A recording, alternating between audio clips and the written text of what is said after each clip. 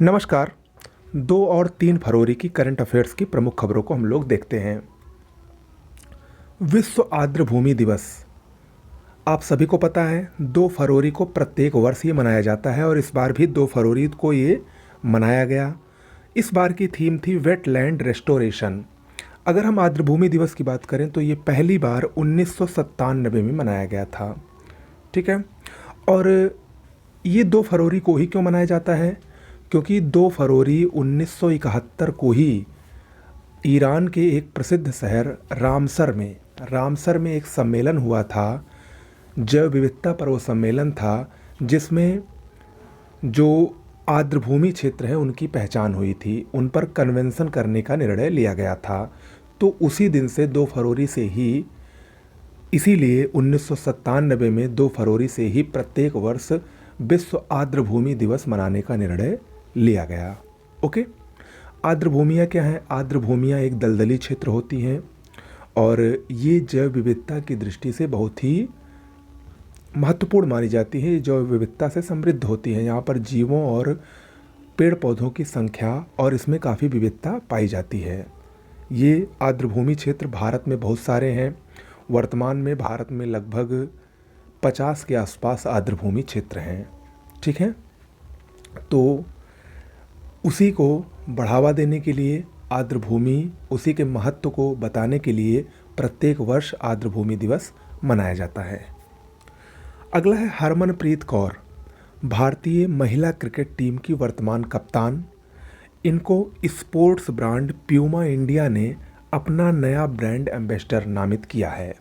इससे पहले Puma India ने विराट कोहली, अनुष्का शर्मा जैसे प्रसिद्ध खिलाड़ी और अभिनेत्रियों को भी अपना ब्रांड एम्बेसडर बनाया है। इजराइल का हाइफा बंदरगाह हाल ही में चर्चा में है। क्यों? क्योंकि इसको अडानी समूह ने अधिग्रहित कर लिया है। इस बंदरगाह का अडानी समूह द्वारा अधिग्रहण कर लिया गया है 1.2 अरब डॉलर में।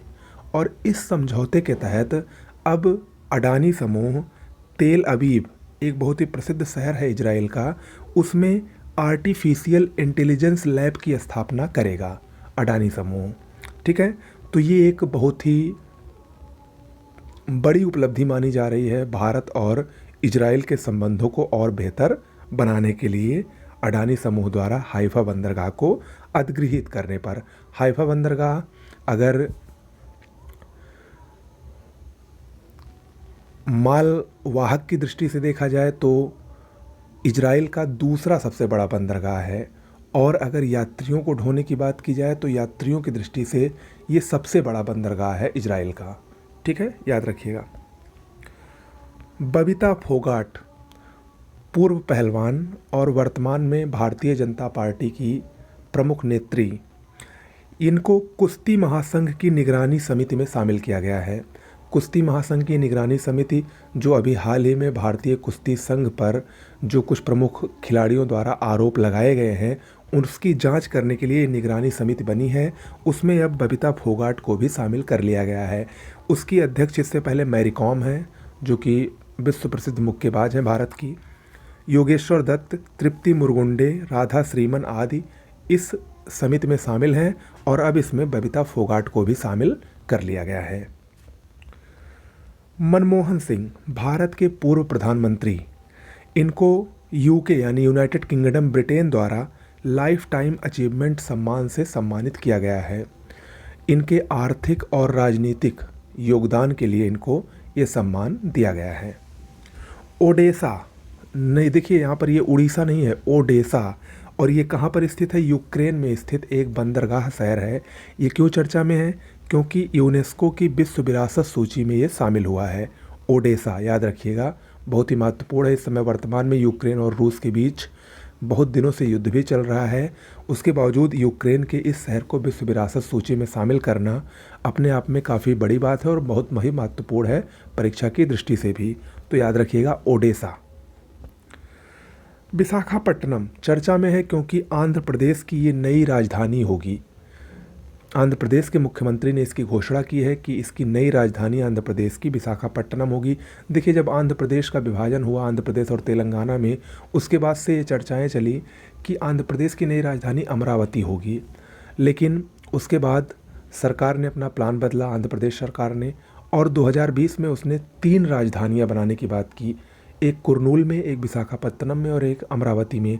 लेकिन उसके बाद फिर से अब फाइनल घोषणा हो गई है कि आंध्र प्रदेश की जो नई राजधानी होगी वो विशाखापट्टनम होगी, क्योंकि विशाखापट्टनम एक सेंटर में है आंध्र प्रदेश के, और वहाँ पर वो सारी सुविधाएं हैं जो एक राजधानी क्षेत्र बनने के लिए ज़रूरी होती हैं। हर तरह की कनेक्टिविटी से वो लैस है, चाहे वो बंदरगाह हो, वो रेलवे हो, वो सड़क परिवहन हो, वायु परिवहन हो, वहाँ पर सारी सुविधाएं हैं। इसीलिए विशाखापट्टनम को ही आंध्र प्रदेश की राजधानी बनाने का निर्णय लिया गया है। ओके। शांति भूषण, इनका हाल ही में निधन हो गया। ये पूर्व कानून मंत्री थे और सीनियर वकील भी रह चुके हैं, याद रखिएगा। 30वां राष्ट्रीय बाल विज्ञान कांग्रेस, ये गुजरात के अहमदाबाद में आयोजित हो रहा है। 30वां राष्ट्रीय बाल विज्ञान कांग्रेस।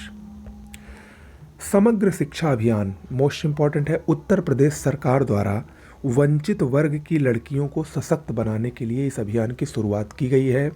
इसमें मुख्य रूप से जो उत्तर प्रदेश में 746 कस्तूरबा गांधी आवासीय विद्यालय चलाए जा रहे हैं, वहाँ की जो लड़कियाँ हैं उनको सशक्त बनाने के लिए, उनको आत्मनिर्भर बनाने के लिए ये अभियान चलाया जा रहा है, समग्र शिक्षा अभियान।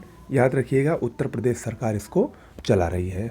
ओके, तो आज के लिए करंट अफेयर्स में इतना ही। पढ़ते रहिए, और कहीं भी आपको कोई भी समस्या हो तो हमसे पूछ सकते हैं।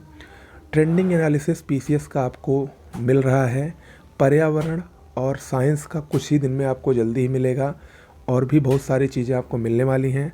अच्छा लगे तो चैनल को सब्सक्राइब जरूर कीजिए। नमस्कार।